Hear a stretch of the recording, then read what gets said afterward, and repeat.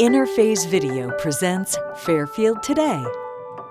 Brought to you by Fairfield Federal Savings and Loan, Fairfield Medical Center, Fairhope Hospice and Palliative Care, the Fairfield County Board of Developmental Disabilities, Dagger Law, and the Frank E. Smith Funeral Home. Hello and welcome to Fairfield Today. My name is Rick Snyder, community educator with Fairhope, Hospice, and Palliative Care. We are the home of the Pickering House. And joining me today, I might add, just for safety, we're 6 feet from the camera, so everybody is safe. Joining me today is our CEO, Denise Bauer. Denise, how are you doing? Great, thank you. And we have a world-famous guest here. I don't know if you'd like to introduce him for us. Sure, I would love to. We have Dr. Varney, and he is our Chief Medical Director here at Fairhope, so welcome. Well, good morning. So we got to look alive, the Chief Medical Director here. He's the big chief here. He's Yeah. the head honcho medical director, but he does so many things for us, so we really are glad to have him on today. I guess the first question I hear quite often, we have a doctor at hospice. Even after all these years, people don't quite understand what we do. So I guess in a very general way, what do you do as a doctor at hospice? Well, the role is kind of varied. Basically, as a medical director for Fairhope Hospice, we can either actively manage or consult and co-manage. When patients are admitted to our service, we like to and we prefer to collaborate with the primary care team to let them remain in control of their patient's care, and to utilize us as a consultant the same way they would if they see a cardiologist or an endocrinologist, and let us kind of offer our expertise and guidance and to help them with the management of care. But some doctors do prefer to just refer and let us assume care of the patients toward the end of life. Some folks, either due to their religious beliefs and practices or just their personal feelings, will prefer to let go of the management at that point because they just feel like the care would be better managed for folks who are experts in the field. Denise, that's interesting. So many people I talk to figure it's just going to be, they're taken out and they've had their family doctor for, I've had mine for 30, 40 years. And if she says jump, I just say, how high? Yeah. I couldn't figure out how high to jump, but, and I would hate to lose her care. And it's not necessary. Yeah, that's kind of refreshing news. Right, and I think our physicians appreciate it because they know that they have the expertise. Plus, they're available for us 24 hours a day, every day. So, that takes a lot of burden off of people. Our doctors, everyone needs time off, and our doctors are able to work their schedules out so that they can cover at night and those times where it's hard sometimes to get a hold of people. So we really appreciate them and all that they do for us. Sure, and it is, the family doctor knows the background, right? Knows family histories and things. You might be able to read some of it, but the doctor has that little feel for what's going and maybe some of their fears, and they don't like this, they like that. And that's one of our hallmarks is we serve, we don't lead. So we listen to the family doctor. We're not going to tell the family doctor, we might advise. But so I guess, and you can get into the family doctor then. When you call most often. So it's not only the call's important to us, he answers it. Right, and most of us here, at least in this community, we have a network. Most of us know each other personally, and we all usually have pretty good working relationships, and we know how to get a hold of each other even outside of the office. So it's helpful to be part of that group. Yeah, we are a hometown hospice, and I think that's a good example. That doctors know each other on a friendly basis, and talk shop and all that. So how long have you been with us? I know it seems to me for quite a while. Yes, sir. To be polite. I started with Fairhope Hospice in 2003. As soon as I graduated from the residency program at Grant Medical Center, I started working down here in Carroll to set up my office. And as I was setting things up and making arrangements to start seeing patients, I had wandered into Fairhope Hospice. I saw the sign down by the Kroger building, and I had always had an interest in hospice. So I just wandered in and asked if they needed any help, and I started volunteering there. And from '03 until '05, I served as a volunteer. When an opportunity opened up, one of our associate medical directors was retiring, moving to warmer climates. Yeah. And Denise offered me to take over that position as an associate medical director. So been here ever since. It's a good example. If you give first and you get second, you gave to hospice. And in return, eventually, you got a good job. Right. And you know, Denise, it is amazing how many of our staff start out as volunteers. Right. We've definitely had staff, yourself included, started as a volunteer, and I think that really shows that people have a heart for hospice and what we do. And really, all of our physicians have donated some time to us, and Dr. Varney probably the most.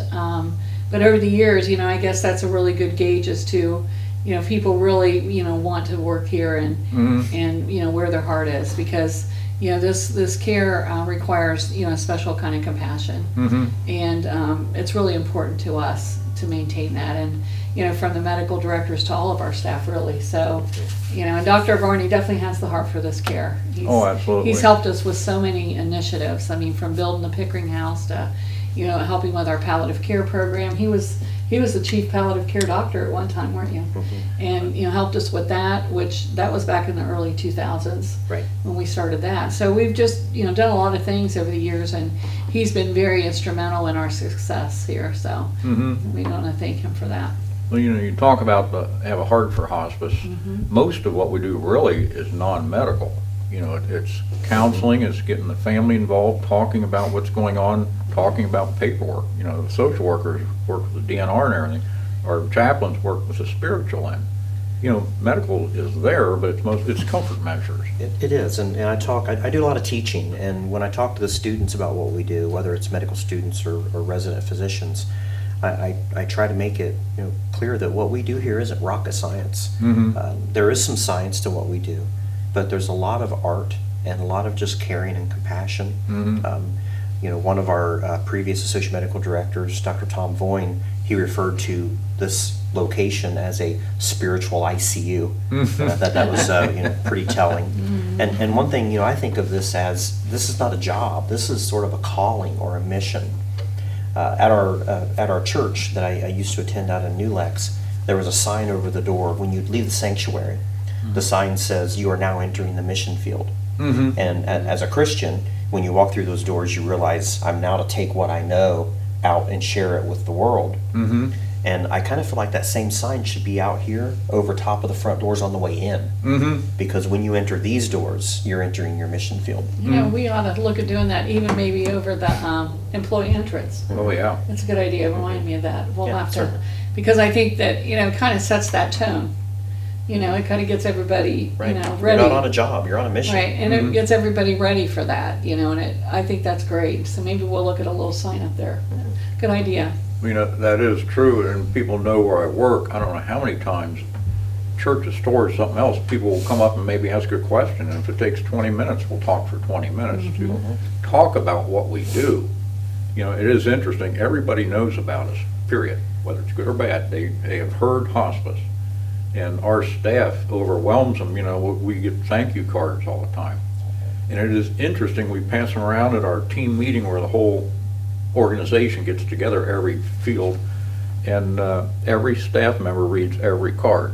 It's not that they just pass them and say thanks, they read them. And so many of those cards mention a specific person and specifically what they did, and we never know what the illness is. You read the cards, they don't say my dad had, you know, this disease and he suffered and he blah, blah, blah. It's always the nurse came in, and I'll never forget the doctor came at 2 in the morning, and they'll mention the doctor's name. I mean, it really sticks with them. So this is a mission. And Yeah, and I think the one thing that Dr. Varney mentioned that is really helpful is that medical guidance and that education. Because really things in medicine change every day, and you know, we're very blessed. I mean, we have a meeting every week where we review our patients. It's called our team meeting, where we review all the new patients and, you know, all those that have been on for a while. But we review those patients, and our physicians are here, they're present. We usually have 2 of you. Dr. Singer and Dr. Varney usually attend that meeting, and you know, they really provide a lot of medical guidance for our nursing staff and the rest of the staff as well. So I mean, that you just don't see every day. You know, it's just a really special, unique I think, experience for hospice.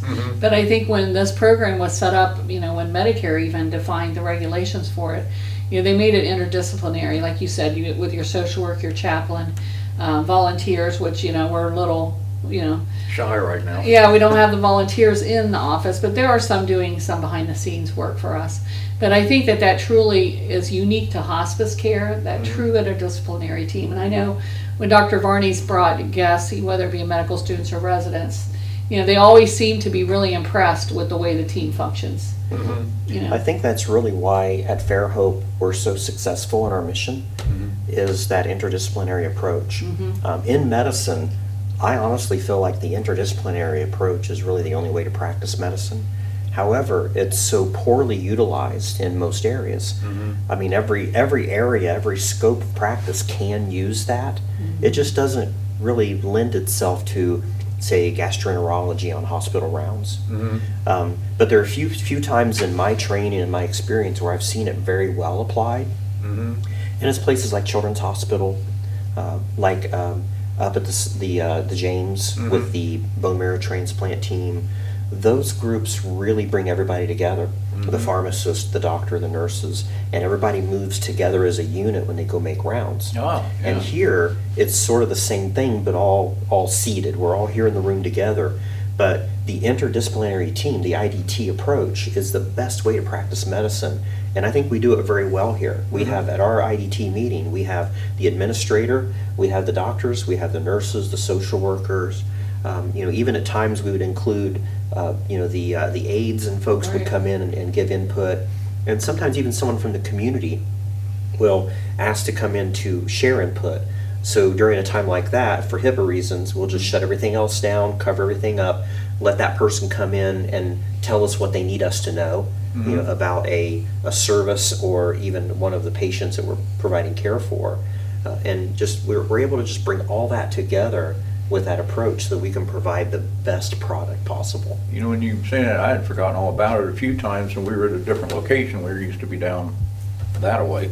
And I as a patient contact volunteer, I would come in the person's house, and I had a few questions about what was going on. They said, come on in the team. So as a volunteer, I contributed. Right, we do that off and on. It just depends on the need, but it's certainly open. The other thing that you mentioned, Dr. Varney, that I think is really worthy of mentioning again is really that pharmacy.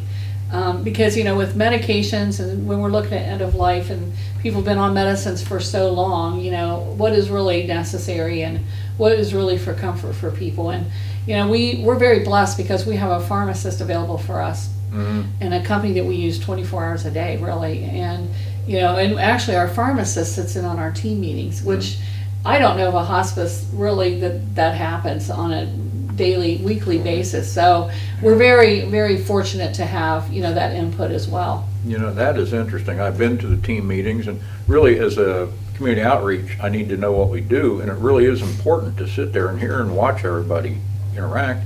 And even something as simple as watching how they look at the cards and how many thank you cards we get. Those are little subliminal things that show what we do. And I like what Dr. Varney was saying about the interacting to let the family doctor know what's going on, and everybody, the social worker, and making rounds, it's all encompassing.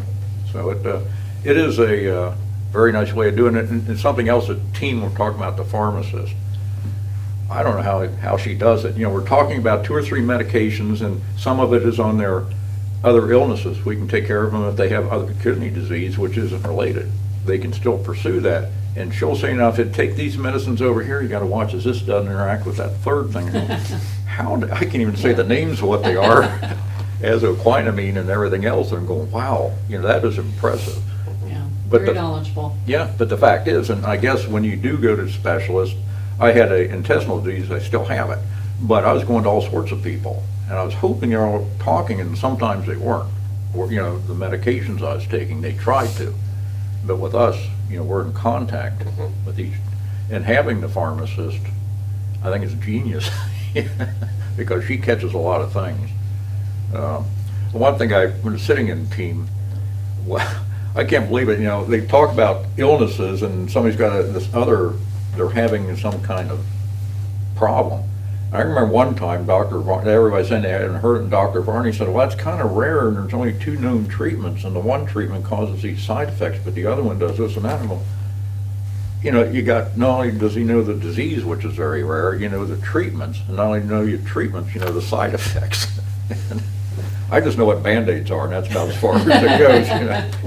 Use Neosporin, you're done. You're good. But that is just absolutely amazing. Well, with our panel of physicians, we are really blessed because, I'm a family practice physician trained with Grant Medical Center, which is a wonderful residency program. So I felt like I was very well prepared when I hit the community. But working here, my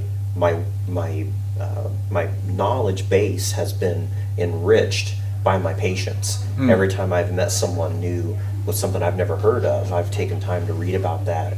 And some of these conditions are rare, but in our circles we see those things over and over again. We also have our other 2 associate medical directors.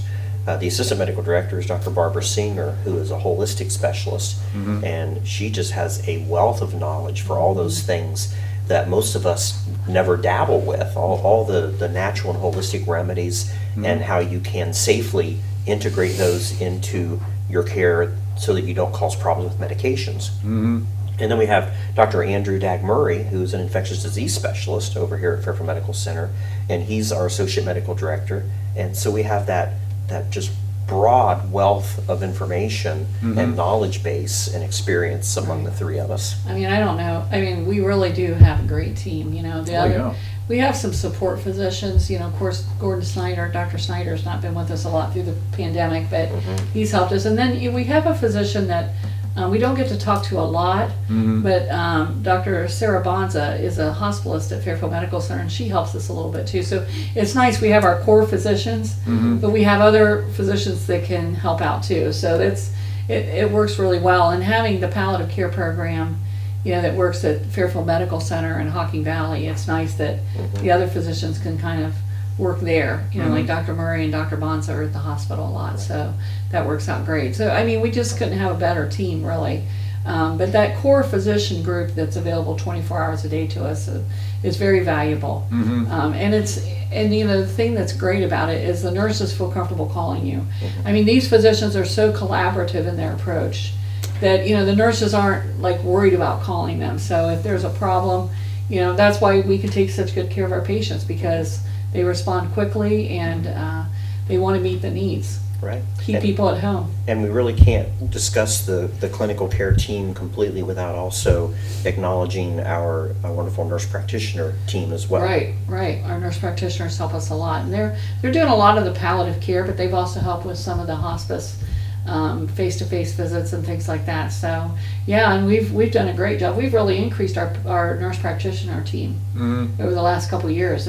We've really done a great job with that. And I mean, so I think we have a great blended staff that everyone has their talents and their treasures that they can help us with, and it's great to work in a place where people can be heard and they want to work as a team. It's good. It's like what Dr. Varney had mentioned, if all the specialists could go together and round at the hospital Yeah. or something, and more or less having all the different doctors in their different fields, to a degree, that's what we're doing. We're all together, the 3 physicians, and talking about the different patients. You get different input and all that.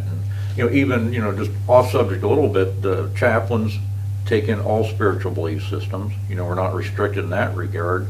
And the social workers do a lot that people don't think about, get a little bit deeper. And then we have our grief team, who also comes to, because after somebody passes, we still follow them. Right. So it's, almost from cradle to grave. And beyond. Yeah, and beyond. Thank you. For a whole You year know, after. Yeah, because we really don't address the grief team, but Dr. Varney, helps support them as well, because they come to our team meeting, and there's times where someone on the team might say, hey, I think the patient's still alive, but they know that there may be issues where we need to have maybe address issues of grief before the patient passes even. So it's called anticipatory grief, to really work with that family to get them through this, because sometimes there's a lot of circumstances that makes it a lot easier for the family if we can deal with those things, even before the patient passes. And then of course our bereavement team follows for over a year afterwards. So that's another part of hospice that is so unique. And I know we talked about that on this program, but to have someone with an open record, medical record for a year after the death, I mean, just we really prioritize those significant others that need that help. And one of the reasons we serve and not lead, and the grief team is a good example. It's not just over. Folders aren't closed and put to the side, and we will follow them all longer than a year if necessary. Yeah. So we had mentioned, kind of going off course here, but we had mentioned palliative care. Can you explain what palliative care is? Everybody here is a hospice and palliative care. Certainly. The name of the organization, Fairhope Hospice and Palliative Care, just implies that we cover a broader spectrum than just hospice services. Hospice basically is for the final 6 months of life, and there's pretty clear-cut guidelines with Medicare as far as what expectations are with most disease processes and how you will judge someone's life expectancy. And once you determine someone has a life expectancy of 6 months, then they're basically appropriate for hospice physically. There's still that philosophical component of, are they really ready to accept that? That's that the news? big one. But the palliative care part of this piece is that pre-hospice phase. And there's no real clear-cut definition of where palliative care begins, but a rule of thumb is basically 2 years.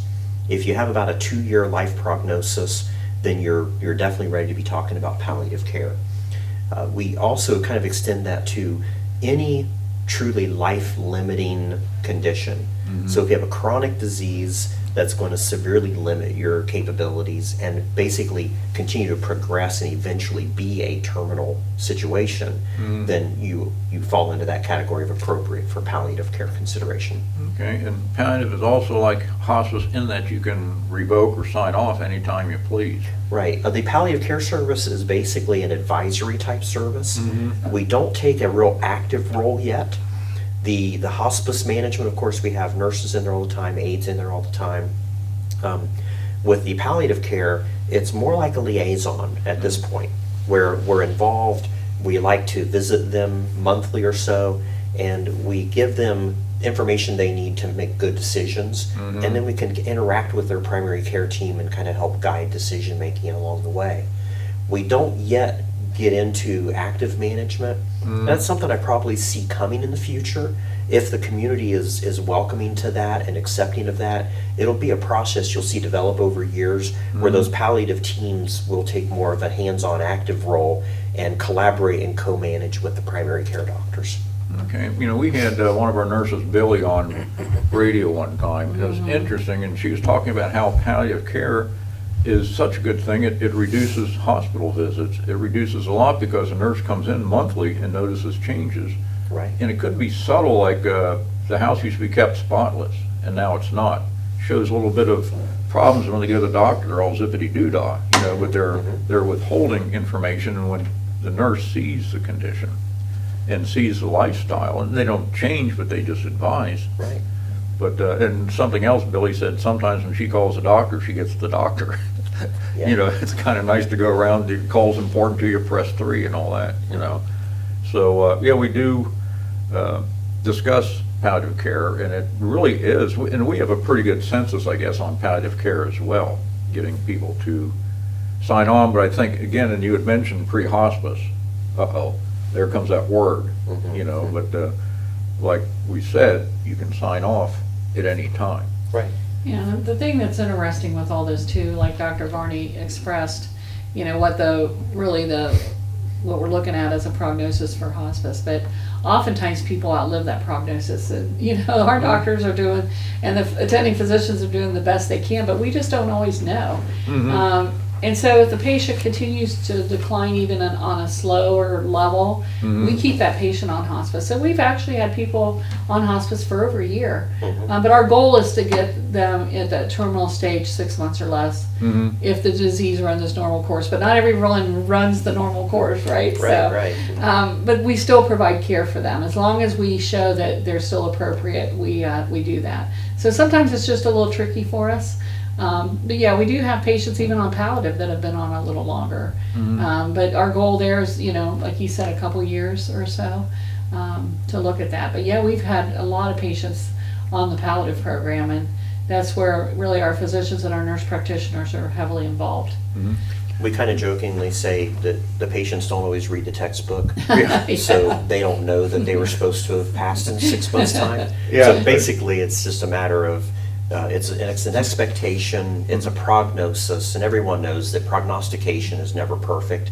We look at indicators that guide us, and those are pretty clear cut, but not everyone follows the exact mold, if you will. And with good care, Dr. Roach, our previous chief medical director, he used to always say, due to exemplary care.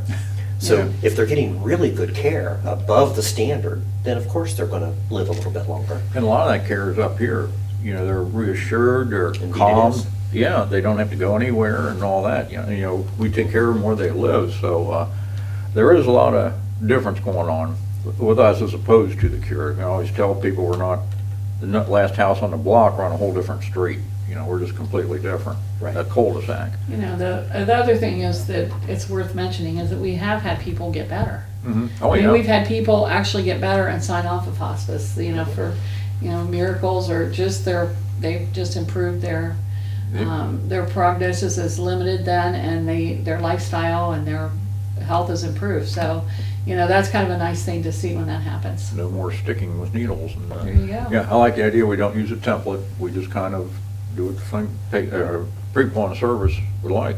Right. Well, I guess it's about time to end the show. I'll tell you what, Dr. Varney, I'm going to have to rewatch this. I was going to take notes on everything he said. I've been here for a dog's age, but you brought up a lot of good points as far as what we do, why we do it, and that's really the important thing, why we do it.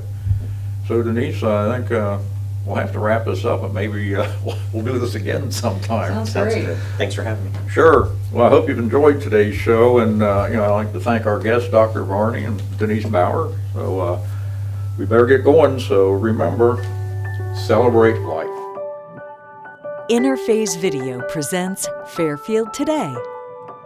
Brought to you by Fairfield Federal Savings and Loan, Fairfield Medical Center, Fairhope Hospice and Palliative Care, the Fairfield County Board of Developmental Disabilities, Dagger Law, and the Frank E. Smith Funeral Home.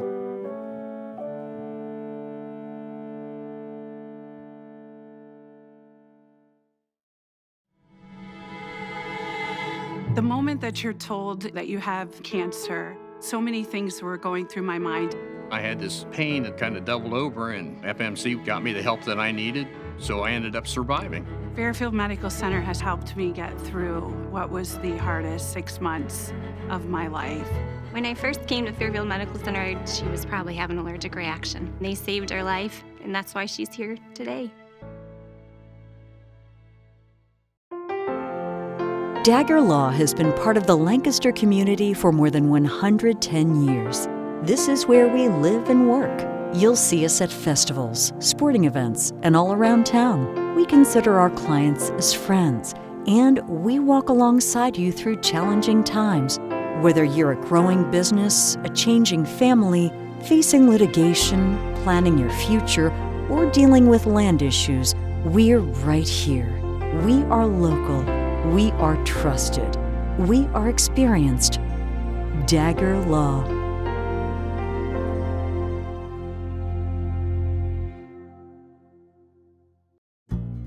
Fairfield Federal. When it comes to our customers and our community, we go above and beyond to help. Our people make the difference. We were retiring from Tucson, Arizona, and we made a retirement trip out around Ohio, having decided that's where we wanted to be. And we came across this town called Lancaster, and we fell in love with the downtown area, where the fountain is, and the memorials, and the flags, and all this stuff. And we looked around, and I said, "There's our bank, right there." There's something to be said about a community bank in your hometown. Right. If you live in the community, you should do business in the community as much as possible. So it makes sense to bank with the community bank where you live. Fairfield Federal is the bank to be at. If you live in this town, or any town actually, you want to bank at a local home bank. And the employees are happy here, they're conversant, customer service is through the roof. There's nothing more you could ask for. Personal or business banking, whatever you need, we take it seriously because we know you do. Stop by today at any of our 3 locations and see why the difference is clear. Fairfield Federal Savings and Loan specializes in banking that revolves around you. Member FDIC, Equal Housing Lender. The Frankie Smith Funeral Home and Crematory in Lancaster and the Johnson Smith Funeral Home in Baltimore have a long and wonderful history of serving our community. Feel free to give us a call at 740-653-0652. Stop in and see us at either of our 2 locations, 405 North Columbus Street in Lancaster and 207 South Main Street in Baltimore. Respect for tradition, regard for change.